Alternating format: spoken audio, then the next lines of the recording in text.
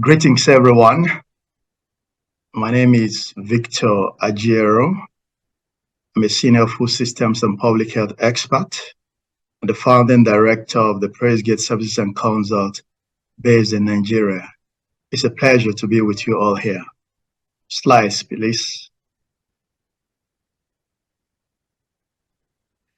I'll be speaking today on how do we make healthy nutrition affordable for everyone, moving from policy to practice.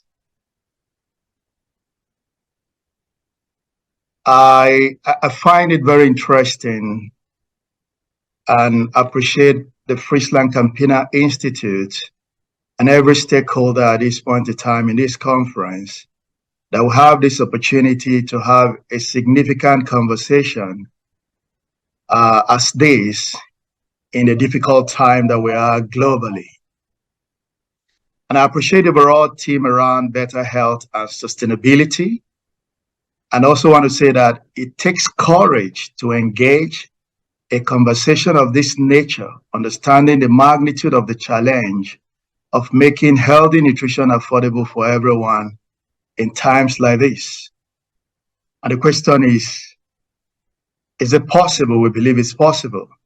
But when will this be and how? If you agree with me, globally, the conversations of food systems and healthy diets are taking gradually the center stage globally.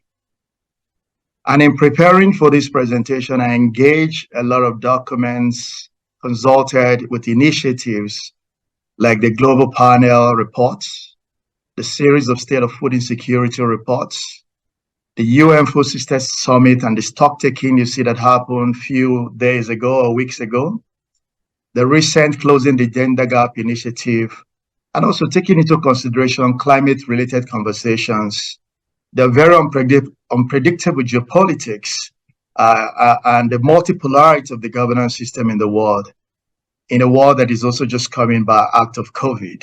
And so these considerations will guide my presentation. But what really makes healthy nutrition? When we use the term healthy nutrition, it suggests something that is bigger and broader and has many parts to it. If you look at this framework, there's a strong concentration on food-based approaches and food-related issues.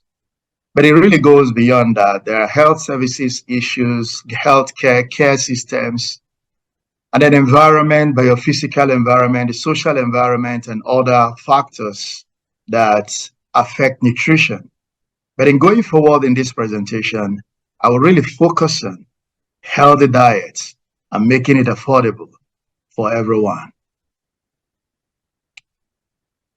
The series of UN systems organizations associated with nutrition and food systems that wrote the State of Food Insecurity report came up with this important definition. But we know that healthy diets are those diets that will eliminate hunger, that are safe, that reduce all forms of malnutrition, that promote health, and are also produced sustainably. They involve, when you look at healthy diets, it involves diversity. It involves minimizing the consumption of highly processed foods and drinks, and then takes care of the various food groups that will help meet the essential needs of man to be able to function effectively in all aspects of life. Having established that general understanding of what healthy diets are, we want to consider where the world is currently on healthy diets and affordability. I find it very sobering, as I believe you may see with me here, to see that about 3 billion people cannot afford a healthy diet globally, over 40% of the world's population. But you see how this proportion differs according to geopolitical zones across the world. with close to 80% of the African population not being able to afford a healthy diet. And you see how it runs across in Asia. But it's more among women, more in the rural areas, and mostly in Africa and Asia, as we have seen. And so this becomes quite a challenge to see that, especially I take the African case a little bit seriously, to see that 1 billion people in a continent cannot afford a healthy diet. And that's a huge issue. And if we compare that to North America and Europe, where it's less than 2%, you can understand the enormity of this challenge and the different dimensions and perspectives to it as we look across the geopolitical zones of the world. But what are the major trends? Related to the 2020 levels, we begin to see that due to rising food prices, even when the world is coming out from the pandemic and all that, and then the war in Ukraine, the different conflicts across different parts of Africa and other parts of the world, and the general rise of inflation, you see that the cost of healthy diet globally has increased, but more in low and middle income countries and significantly compared to high income countries. And the cost of healthy diet exceeds the average food expenditure for low and middle income countries. And this kind of explains why 1 billion people in a whole continent and a significant proportion of other geopolitical zones in the world cannot afford a healthy diet. I take the example of Nigeria in bringing this very closely for us to see that our food system is not working for everyone, and that low-income consumers are often underserved by markets in some fundamental ways. When percentage of households with high food expenditure is so significant, you begin to see that affording diverse diets, affording nutritious foods year-round becomes a significant challenge. And it takes special interventions for many households to begin to live up to this expectation. But another important trend is the urbanization as a mega trend across the globe. We begin to see that from a current place of 56% of the world urbanized, by 2050, 70% of the world's population will live in cities. And then the spatial distinction between rural and urban areas is getting significantly blurred. And therefore, the traditional rural-urban assumptions will no longer hold. And there are complex demand and supply size dynamics that are enforced across the rural-urban continuum. And these are fueling and shaping the nature of agribusiness and the nature of enterprises, and then shaping the markets, involved with behavior change and changing consumption patterns, and where there's now increased consumption of highly processed foods, even in rural and peri-urban areas. But it's also important to know that food purchases are now equally very high in rural areas across the world. And so this is changing behavior, and the dynamics are important for markets, for businesses, for the agribusiness, and for the shaping of food systems and how they function. And it also affects income and other factors around that. And then the population agglomerations across the rural-urban divide and continuum, which we need to take into consideration as we look at this important topic. But while you see the dynamics changing, and then the huge proportion of the world that do not have access to or cannot afford healthy diets, but you also see that there are big industry operations which are quite enormous and experiencing growth, particularly in these same markets and geopolitical zones and regions where many cannot afford healthy diets. The global food and beverage industry grew by 10% between 2015 and 2019 and generated about 3.1 trillion in revenue in 2019. How do you reconcile growth with challenging impacts in these geographies with distinct challenges. And the impact is huge. Annual growth food consumption costs are about 9 trillion. But when you bring in the hidden cost, it's about 20 trillion. And when you bring in the cost to human life due to unhealthy diets, it's about 11 trillion. And when you bring in the cost of environmental impact, it's about $7 trillion. And so this becomes important as we begin to look at the solutions and actions and how we're going to address this challenge, especially with the 2030 SDG goals approaching so fast.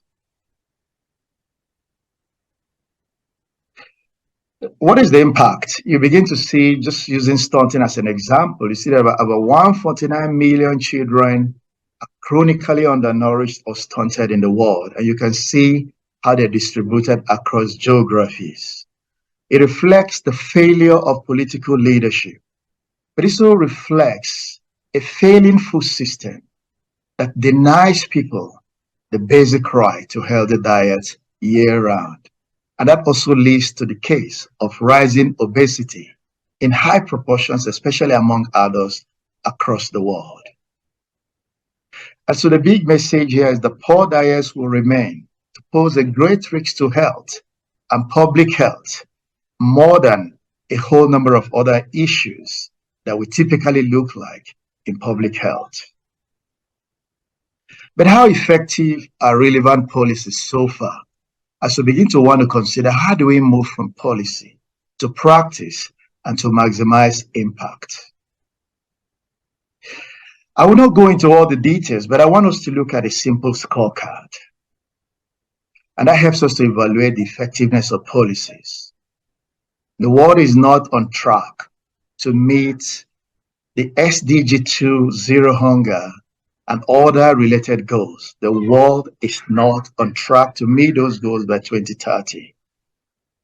And so that signals that our policies are not as effective as they should be.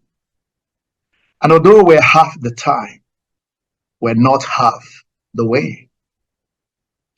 The scale of global inequality in access and affordability of healthy diets is unimaginably high if you look at the variations across the global geopolitical zones and markets. And it's either the global food system is broken or is focused on the wrong outcomes. But what kind of policy to practice options do we have?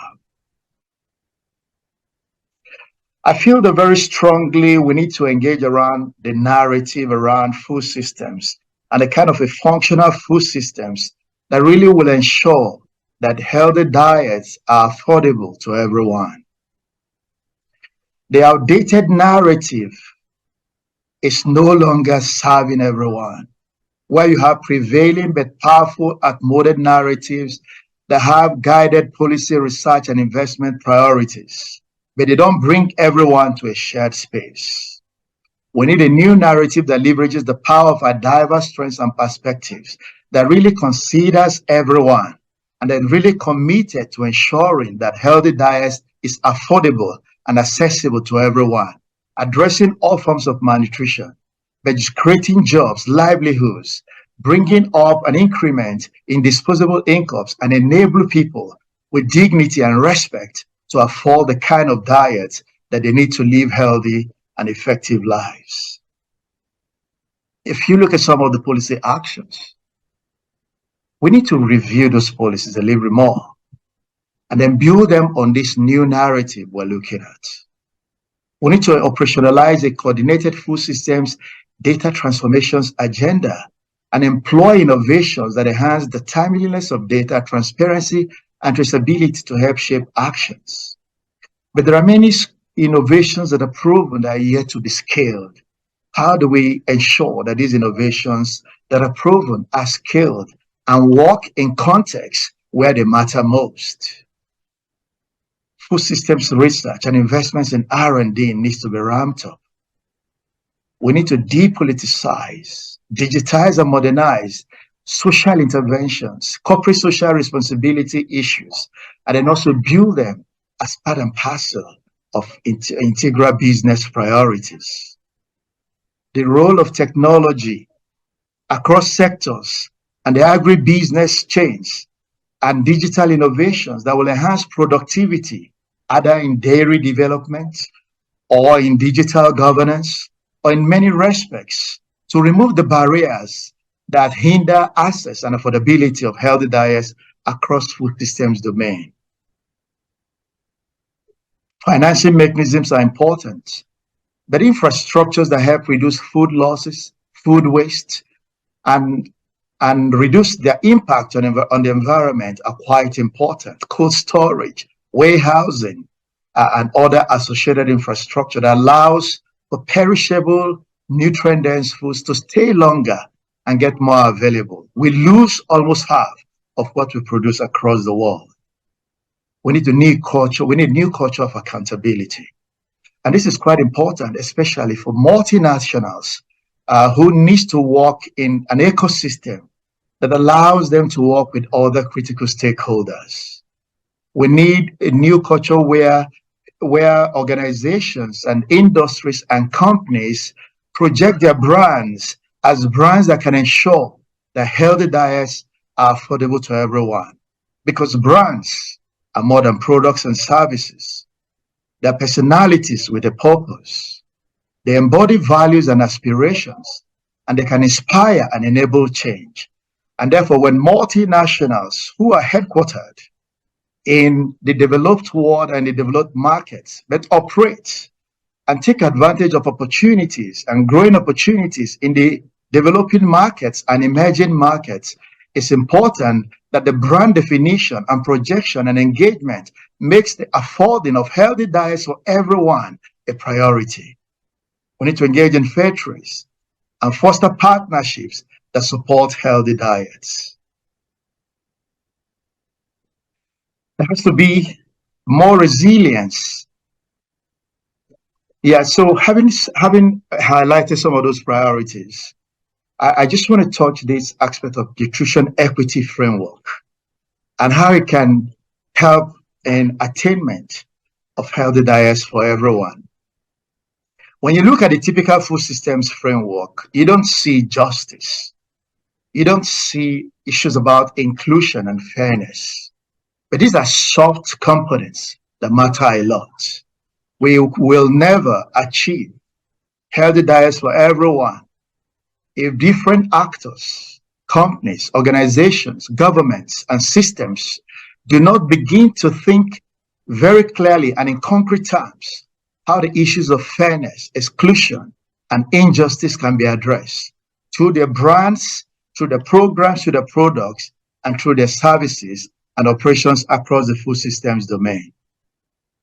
But even much more that, we need to commit to a new model of execution, where we see ourselves and different actors behave and are seen as trusted citizens, as stakeholders within the economics and the different geopolitical zones, where they engage the opportunities and also are committed to addressing the challenges and are seen as adding values and creating a sense of shared responsibility, where choices are implemented and not just talked about, and where seeking and delivering sustainable growth that works for everyone is prioritized, and where we lead by learning and challenging mindsets and norms and communicate clearly even when we assimilate the complexities of the world we find ourselves in. I want to round up with a few key messages. That we're not currently on track to meet the SDG 2 goal and targets. We must leverage the expanding opportunity of the rapidly urbanizing world to reduce the affordability gaps for healthy diets. Given their scale and reach, food and beverage companies can and must be part of the solution to the world's nutrition challenges. The inequality and power imbalances we see across geopolitical zones and different actors in ways that certain regions and geopolitical zones are on the negative end of the game has to be addressed. All concerned stakeholders must commit to a culture of ethical leadership and accountability and ensuring progress towards healthy diets for everyone. The nutrient profile systems, the commitment to make things better will all be a part of this mix.